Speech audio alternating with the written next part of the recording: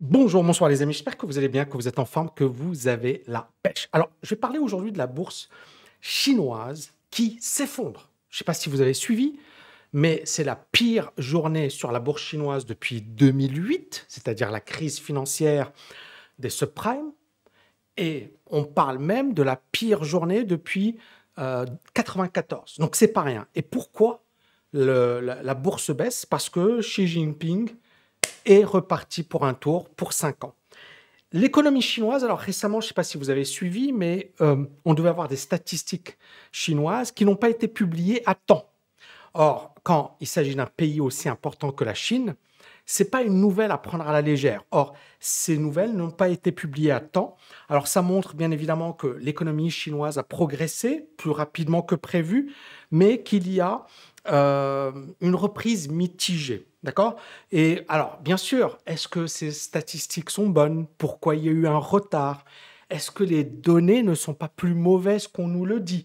C'est ça, c'est qu'il y a quand même beaucoup de zones d'ombre. Alors, il ne faut pas oublier que la Chine, elle est toujours voilà, dans le problème du Covid. On a eu l'effondrement de l'immobilier, on a Evergrande, on a quand même beaucoup de bombes à retardement. Donc, il y a un gros point d'interrogation par rapport à la bourse chinoise. C'est quelque chose également qui peut nous donner un signal, une fuite massive de capitaux. C'est-à-dire que beaucoup de capitaux étrangers ont fui la Chine. Vous voyez ici, ça c'est ce tableau qui représente les ventes des investisseurs étrangers, des actions chinoises. Et on voit ici que ce chiffre, d'accord, c'est le plus important. Ici, on a 2017, donc depuis quand même plusieurs années, ce chiffre de vente n'a jamais été aussi important. L'autre point clé, c'est on a comparé les indices, donc l'indice chinois, à l'indice américain. Et c'est le plus bas niveau depuis 2001. D'accord? Donc, vous voyez ici, la bourse chinoise était quand même en très bonne santé. Puis, on a eu une baisse. On a eu également une hausse relative de la bourse chinoise. Et là, vous voyez que la bourse chinoise, elle est à ses plus bas niveaux par rapport au SP500 depuis 2001. Ça veut dire que la bourse chinoise n'est pas en bonne forme ou en bonne santé. Et on le voit sur le plan de la bourse, puisque le Hang Seng, hein, qui est l'indice de Hong Kong, a perdu 7,3% en une journée. C'est un indice, c'est pas une action, c'est un indice, c'est-à-dire qu'il comprend toutes les actions, ou du moins les principales actions de la bourse de Hong Kong. Et c'est la pire performance depuis la création de l'indice en 1994. On a Alibaba qui s'effondre, on a Tencent qui s'effondre, je vais vous montrer les graphes juste après. On a Meituan également qui perd 11%. Et les raisons qu'on donne, c'est que beaucoup d'investisseurs ont peur de Xi Jinping, ne sont pas, et d'ailleurs Xi Jinping, bon, je pense que vous avez un petit peu suivi, et j'en avais parlé dans mes vidéos, il a massacré beaucoup de secteurs, notamment le secteur technologique, et on voit que la Chine est aujourd'hui en train de souffrir, notamment la bourse chinoise est en train de fortement souffrir. Et le dernier point que je voulais aborder, bien évidemment, c'est la monnaie chinoise qui s'effondre contre le dollar. Je vais vous montrer le graphe parce qu'il parle de lui-même. Alors là, c'est un graphe très long terme. Vous voyez ici, c'est 2009, là, 2009. Et vous voyez que là, le plus haut, il était atteint en 2004, 2000. Mais on voit bien ici qu'on vient de casser le plus haut niveau depuis la crise des subprimes. Donc la monnaie chinoise, il y a une défiance à l'égard de la monnaie chinoise. Et le plus important, c'est comment ça s'est fait. Et ça s'est fait, je vais vous montrer un peu parce que c'est vraiment impressionnant. En daily, regardez. Regardez la hausse. C'est incroyable. Ça s'est fait cette année, hein. C'est-à-dire que le yuan est en chute libre littéralement contre le dollar. Et il y a bien évidemment beaucoup de commentaires très négatifs sur le chaos de Xi Jinping, sur le fait effectivement qu'il introduit beaucoup plus de risques. Alors bien évidemment, vous allez me dire c'est Bloomberg, et vous avez raison, c'est Bloomberg. Donc clairement, voilà, les Chinois vont dire l'inverse, vont dire c'est Biden qui... Ça, c'est leur guéguerre entre eux. Nous, ce qui nous intéresse, c'est finalement, est-ce que c'est intéressant d'aller sur la bourse chinoise? Je vais vous faire une analyse graphique. Si vous me suivez depuis longtemps, je vous dis Alibaba est une action qui est géniale. Je vous ai dit, mais techniquement parlant, il ne faut pas l'acheter. Elle est géniale parce que sur le plan fondamental, c'est une super bonne action. Il y a des choses très, très positives. D'ailleurs, je vais développer tout ça bientôt. Il y a un programme que je vais sortir sur l'approche value parce qu'il y a des actions qui sont littéralement bradées. Le seul problème, c'est que si on se base uniquement sur l'approche value, on risque de rentrer trop tôt. Moi, Alibaba, il y a plein de mes étudiants, ils me posaient la question l'année dernière, je leur disais ne touchez pas, ne touchez pas, ne touchez pas. Il y en a qui l'ont acheté quand même, bah, je peux pas les...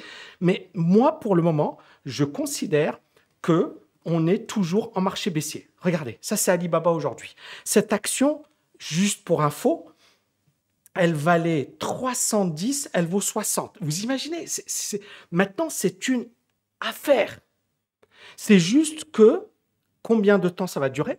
Est-ce que ça va durer un mois? Est-ce que ça va durer un an? Est-ce que ça va durer 5 ans? La situation de la Chine, parce que quand on achète une action chinoise, on achète également l'économie chinoise, on achète également la politique chinoise. Le risque, il est là. Mais vous voyez pourquoi moi je touche pas. Alors bien sûr, il y a des gens, ah Tammy, tu fais rien. Bah, je préfère ne rien faire là. Ou alors c'est du trading. Mais ça, encore une fois, il faut bien faire la différence entre l'investissement. L'investissement, c'est un truc que tu achètes, tu gardes. 5 ans, 10 ans. Et tu touches pas. C'est comme Warren Buffett, j'aime beaucoup cette phrase de Warren Buffett qui est quand j'achète en bourse, j'achète avec la conviction que la bourse sera fermée pendant 5 ans. C'est-à-dire que même si la bourse est fermée pendant 5 ans, qu'il n'y a pas de cotation, je m'en fiche parce que je sais que mon achat est bon. D'ailleurs, Charlie Munger, qui est l'associé de Warren Buffett, avait acheté Alibaba et disait que c'était super. Mais on voit bien que même Charlie Munger, et pourtant c'est quelqu'un que je respecte beaucoup, etc., peut se tromper. Moi, et c'est pour ça que je vous dis, aujourd'hui, il faut être en mode patience. Regarde, pour le moment, on est toujours en tendance vendeuse. Ça, c'est un graphique weekly. Tu n'as rien à faire. Les indicateurs sont clairs. Alors, bien sûr, voilà, c'est clair. Bien sûr, tu peux rater mais tu ne touches pas. Tu ne touches pas. Le truc, il a été divisé par 5. C'est une excellente action Alibaba.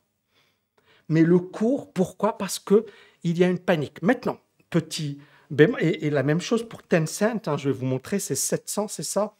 Alors, rapidement, Tencent Holdings, regardez-moi ça. Le truc, il valait idem, hein, il valait combien au plus haut? Il valait 778, ça vaut 206, ça perd 73%. Et Baba, ça perd combien? C'est ouf, ça perd 80%. On est sur des points historiquement bas. Maintenant, encore une fois, la Chine, il y a de la politique, il y a de la géopolitique, il y a des choses qui nous échappent. Et c'est pour ça que Munger, qui avait acheté Alibaba, et je reviens ici sur l'article, What Charlie Munger sees in Alibaba to make him buy more. Qu'est-ce qu'il voit dans Alibaba pour acheter plus? Et donc, voilà, looks cheap. Donc ça, c'est un article de Barnes, etc. Barnes. Et donc, effectivement, ça, c'était en janvier 2022. Je vais revenir ici, janvier 2022. On est là. On est là, voilà. Ça valait 129. Ça a été divisé par 2 encore. Donc, mais c'est Charlie Munger. Il m'explose. Hein, c'est Charlie Munger. C'est-à-dire, le mec, et c'est là où vous devez comprendre. Les gars, ils commencent à acheter. Maintenant, moi, clairement, je ne suis pas Charlie Munger et je n'aurais pas acheté à 120 parce que justement, techniquement parlant, vous voyez, je suis toujours vendeur. Maintenant, sur un plan fondamental, pour moi, Alibaba est excellente. Qu'est-ce qui me manque? Il me manque le côté technique, le côté psychologie, les marchés financiers internationaux. Si la bourse américaine continue de s'effondrer, eh ben, je pense qu'Alibaba va continuer de baisser. Si on est dans un crack beaucoup plus profond, donc aujourd'hui, ça va jouer beaucoup sur le mental. Je vais vous dire, il y a beaucoup de gens qui vont craquer, il y a beaucoup de gens qui ne seront pas préparés psychologiquement, il y a des entreprises qui vont faire faillite, il y aura de grosses surprises. Parce qu'encore une fois, n'oubliez pas une chose, taux d'intérêt qui augmente, l'inflation qui est record, l'économie qui est quand même... Voilà, c'est pas super ce qui se passe aujourd'hui. Et donc, clairement, aujourd'hui, il faut être patient, il faut être en mode on attend quoi. En mode cash is king, en mode patience, patience, patience, patience. Maintenant, ceux qui ont vraiment une vision long terme, 5 ans, 10 ans, 15 ans, qui croient fortement dans la Chine, il y a des choses intéressantes. D'accord? Maintenant, encore une fois, le truc, voilà, par exemple, il y a beaucoup de gens, ils me disent, Tammy, NIO, qu'est-ce que tu en penses? C'est comme Tesla. Regardez, c'est la chute libre. Et techniquement parlant, c'est toujours vendeur. Et c'est un truc qui peut continuer de baisser. Le truc, il est là. N'oubliez pas, regardez, je vais vous montrer Zoom. Je pense que vous connaissez Zoom. Regardez Zoom, les amis. Ça, c'est un exemple, c'est une étude de cas. Zoom, ça valait quelque chose comme 64. C'est monté pendant le Covid à 565. C'est-à-dire que la valeur, elle a été presque multipliée par 10. Puis là, ça s'est effondré. Donc, elle est passée de 565 à 71. D'accord? Et clairement, beaucoup de gens, ils ont acheté par là parce qu'ils se sont dit, tiens, c'est une super bonne affaire. Ils ont acheté par là, ils ont acheté par là. Mais les indicateurs sont toujours vendeurs. Donc, pour moi, il faut combiner les deux. Analyse fondamentale, d'accord? C'est-à-dire, est-ce que la boîte est solide? Zoom gagne de l'argent, c'est une boîte qui est bien. Mais techniquement parlant, c'est une action qui est toujours négative, baissière. Donc, patience. Et encore une fois, tout ça, je vais vous en parler bientôt. Il y aura peut-être une masterclass dans laquelle j'introduirai le nouveau programme sur la value. En attendant, inscrivez-vous à tammy.net/agir, d'accord, pour vraiment être informé. Je vous parlerai de la masterclass, de ce que je vais développer dedans. Je pense que les opportunités sont juste ouf. Maintenant, c'est le mindset. C'est savoir quoi acheter, savoir quoi éviter, parce qu'il y a des actions, il faut pas y toucher.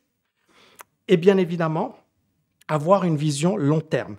Pour moi, on est clairement aujourd'hui sur un plan de la valorisation. Il y a des actions qui sont juste bradées. Mais si le marché continue d'être fou, et moi, ce qui se passe en Chine ne m'étonne pas. Et les investisseurs, ils sont toujours en mode surréaction. D'accord? Donc moi, ça ne m'étonne pas et ça ne me dérange pas. Je ne suis pas là à dire c'est la fin du monde, la Chine, elle est finie. Au contraire. Maintenant, il faut juste, pour moi, avoir toutes les conditions qui vont dans le même sens. L'économie, d'accord? Mais même pas l'économie, mais surtout le côté technique et attendre patiemment parce que les personnes qui vont rentrer précipitamment, pour moi, l'exemple plus célèbre, c'est Citigroup. Voilà, cette action, c'était un géant, je pèse mes mots, de la banque. Ici, ça valait presque 475 $, hein, 450 $. Cette action, elle a baissé à 8 $. Vous voyez le truc? Et là, ça vaut toujours 44 $. Ça veut dire que c'est de la merde. Ça veut dire que les gens qui ont acheté par là, ils ont toujours 10 fois leur mise, c'est-à-dire que leur investissement, il est, voilà, ils ont quasiment perdu tout leur argent. La personne qui a acheté par là 500 000 balles, ces 500 000 balles, aujourd'hui, valent, allez, j'arrondis, hein, ça vaut 50 000 balles. C'est ouf. Et est-ce que ça va se reprendre? Ça fait, depuis 2007, on est en 2022, allez, ça fait 15 ans. Les gens, ils ont perdu là. Hein. Ils ne vont pas récupérer leur fric. Donc, le problème, il est là. Donc, il faut être patient parce qu'on peut être ici. Au niveau du crack, je ne sais pas. Je ne sais pas si on est là ou je ne sais pas si on est là. Ni moi, ni Warren Buffett, personne ne le sait. Maintenant, encore une fois, pour ceux qui sont vraiment, vraiment, vraiment long terme, ça commence à devenir intéressant. Pour ceux qui sont patients, techniquement parlant, pour moi, encore une fois, l'abruti qui va me dire « Ouais, mais t'as mis mieux, voilà, c'est bon, quoi. » Ça m'énerve parce que, encore une fois, j'essaie de partager avec vous des choses. Maintenant, c'est à vous de prendre vos responsabilités, c'est à vous de faire ce que vous allez faire. Moi, ce que je sais, c'est que les opportunités d'une vie, c'est maintenant, hein. Ça va être dans les prochains mois, les prochaines années. Voilà, maintenant, comment va évoluer le marché? Qu'est-ce qui va se passer? On est en train vraiment de vivre un truc incroyable. Moi, je reviens sur les obligations. Regardez-moi les obligations. On avait un marché haussier, là c'est 2002, ça c'est TLT, hein. Et regardez, ça s'effondre. Ça s'effondre. Donc beaucoup de gens là, regardez, c'est incroyable ce qui se passe. Les obligations. Et pourquoi elles s'effondrent, les obligations? Parce que les taux d'intérêt flambent. Et clairement, il ne fallait pas acheter d'obligations, ou du moins pas avec une vision long terme. Donc aujourd'hui, il faut vraiment être en mode prudence, parce que tout est possible. L'or, c'est-à-dire, généralement dans les périodes de krach, les obligations explosent à la hausse. Pourquoi? Parce que dans les périodes de krach, généralement, les banques centrales diminuent les taux d'intérêt pour éviter la casse. Aujourd'hui, ce levier des taux d'intérêt a disparu. Les banques centrales ne peuvent plus diminuer les taux d'intérêt parce que l'inflation est historiquement élevée. Vous voyez pourquoi on est dans une situation bizarre aujourd'hui. Les banques centrales sont impuissantes. L'économie est fragile. Et bien évidemment, les obligations s'effondrent, les actions s'effondrent, l'or s'effondre, les cryptos s'effondrent, mais à un certain moment, il y aura une panique encore plus importante et il y aura également des opportunités uniques et historiques. Mais patience. Merci les amis, j'espère que vous avez kiffé cette vidéo. Si c'est le cas, faites-moi exploser la barre des likes et je vous dis à bientôt. Ciao, ciao, ciao.